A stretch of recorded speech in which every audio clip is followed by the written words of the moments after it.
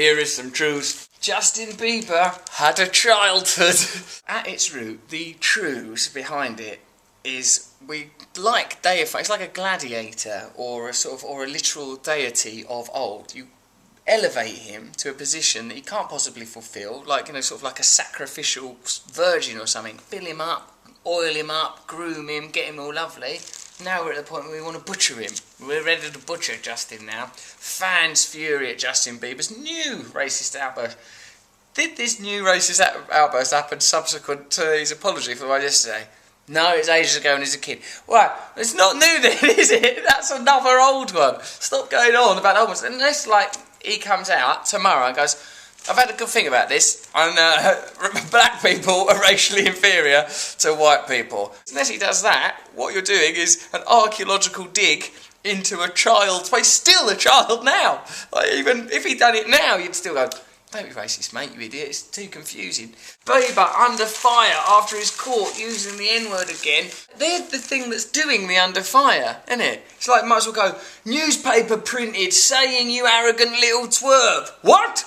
Yeah, this is it. I mean, it's commenting on itself. It's simultaneously two streams of information. What purpose is this serving by telling us this? What is it doing? What do we learn? Just below it here it says, don't read your children fairy stories, or fairy tales. It says here, it says Dawkins. Parents should avoid reading their children fairy tales because they instill a false view of the world, according to leading scientist Richard Dawkins yesterday. I'll tell you what it is, Richard. You know, in science, have there been discoveries made today that weren't made yesterday? Yes, they have. Right, so there's new information coming out all the time. Yes, there is. Right, so is it possible that in the future there might be new information that we don't have yet? Yes, it is.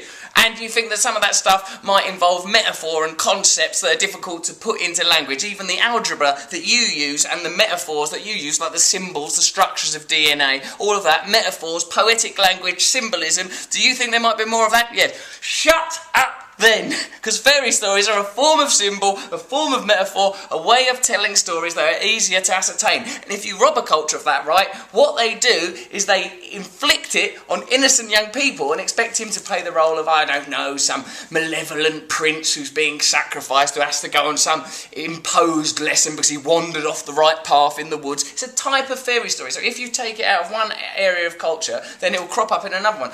Is it a good thing to go along with the fantasies of childhood? Magical as they are, or should we be fostering a spirit of scepticism and hopelessness and despair?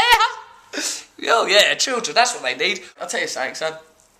There's a bleak nothingness, and according to the view, there's a bleak nothingness after death. There's a bleak nothingness during life. Also, the mystery of consciousness has no scientific basis. No one knows how it comes. No one knows how it materially makes sense, how it's manufactured. According to the principles of science, in which Dawkins believes, consciousness cannot exist. He acknowledged the appeal of fantasy, but suggested encouraging children to believe in the supernatural might do them harm. It's rather pernicious to inculcate into a child the view of the world which includes supernaturalism. We get enough of that anyway, said the 73-year-old.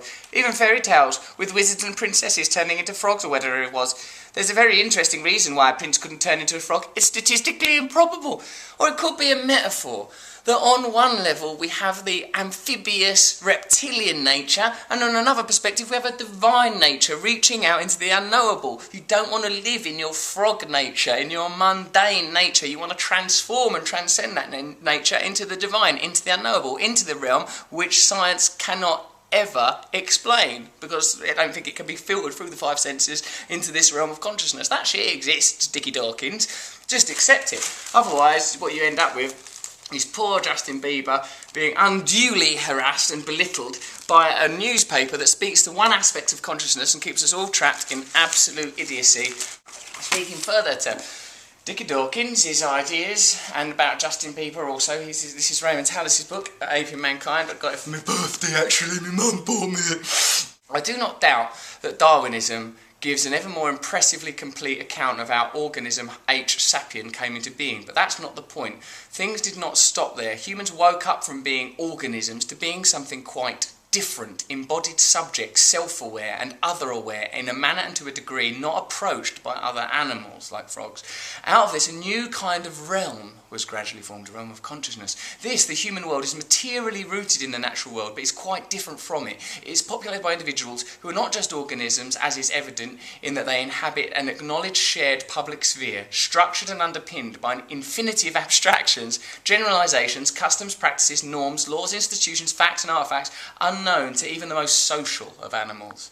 It is in this common space that as selves that actively and knowingly lead lives in conjunction with other selves, our human destinies are played out. So that's interesting, isn't it? Saying that the realm of science can't ever answer those questions because we're living in a whole abstracted, constructed realm that's not beholden to materialism. Customs, traditions, rituals, etc. That was some Trews. That was some Trews today. Dickie Dawkins and Justin Bieber. Ooh.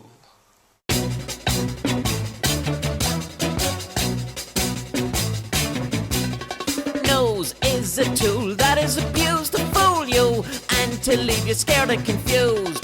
Trews is like the nose. If the nose was true, I want some Trews. Let's have some Trews.